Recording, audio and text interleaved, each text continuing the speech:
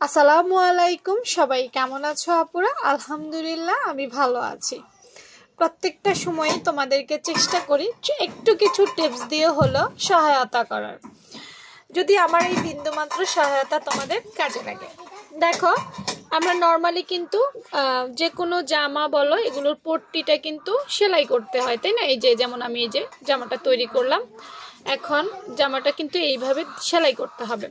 এখন এটা যদি সুতি হইতো তাহলে আমাকে টেনশন করার কোনো দরকারই ছিল না, কারণ সুতি কাপড়ের ফিনিশিং খুব সহজে আনা যায়, ভাঁজও খুব সহজেই আনা যায়।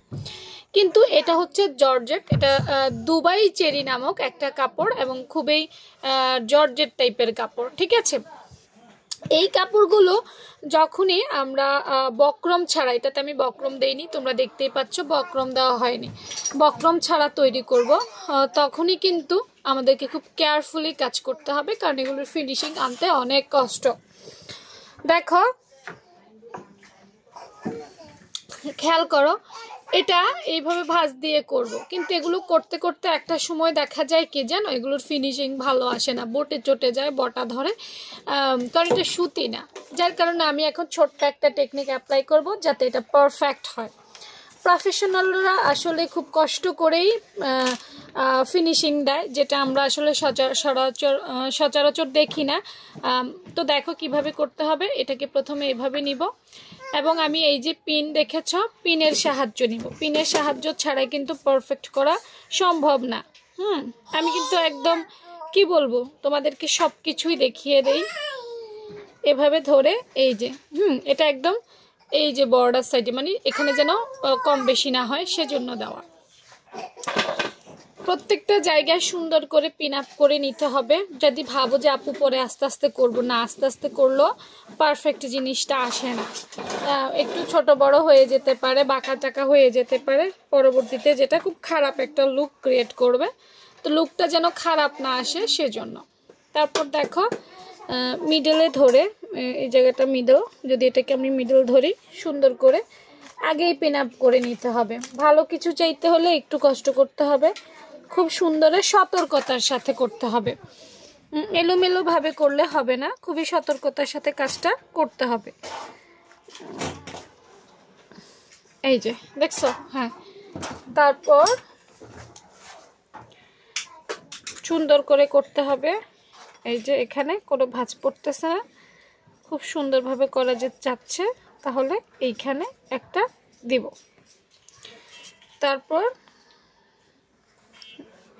কিছু ফুলা ফুলা বটা বটা ভাব আসে, এগুলো দিলে আর আসবে না, কারণ এটা ঠিক জায়গায় পড়বে, নড়াচড়াও করবে না। নাও, মোটামুটি একটা পাশে আমি কয়েকটা জায়গায় ইয়ে করে নিয়েছি, চাইলে আরেকটু ঘন দিলেও ভালো হবে, কারণ আমার এটাতে প্রচুর প্রবলেম, এখানে ফিনিশিংয়ে সমস্যা হতে পারে। এই যে দেখছো, এখানেও দেখো একটু বটে যাচ্ছে, হয়তো তোমার একটু সময় বেশি লাগবে, আমি এটা জানি, কিন্তু কাজটা তো সুন্দর হবে, তাই না? আমরা তো পরিশেষে আসলে একটা সুন্দর কাজেই চাই।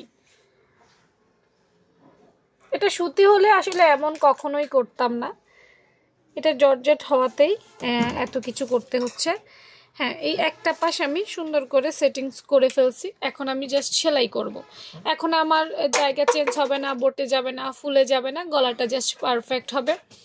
আবার এই সাইডটা দেখো, এই সাইডটা আমি সেমভাবে করব। আগে এটা সেলাই করে নেই, কারণ পর্যাপ্ত পরিমাণে পিন এখন আমার হাতের কাছে নেই, তাই তো এখন আমি কি করব, দেখো এইটুকু আগে সেলাই করে নিব, একদম জয়েন্টের জায়গায় করব।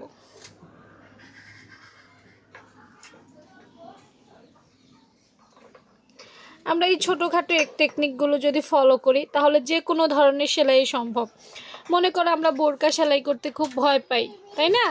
হ্যাঁ, এই টেকনিকগুলো আসলে এইসব কাপড়ের জন্যই অ্যাপ্লাই করতে হয়।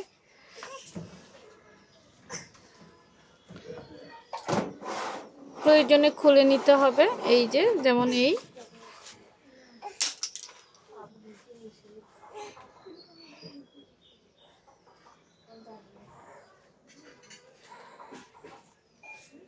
আস্তে আস্তে আস্তে আস্তে পুরোটা এভাবেই আমি সেলাই করে ফেলবো। সেলাই করে তোমাদের সাথে শেয়ার করছি যে কেমন হয়েছে। গলাটা টোটাল সেলাই করা হয়ে গেছে, ঠিক আছে। এই যে এখন আয়রন করা বাকি আছে।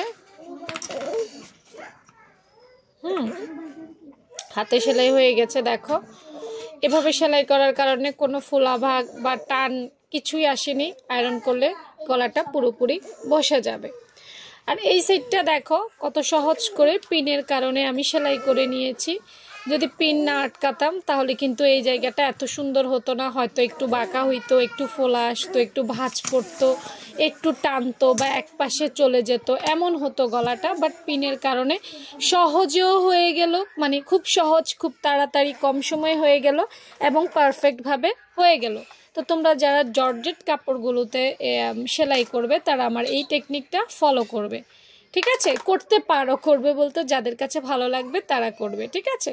আর কে কোন জায়গা থেকে দেখছো, ভালো লেগেছে কিনা আজকের ভিডিওটা সেটাও জানাতে ভুলবে না। আল্লাহ হাফেজ।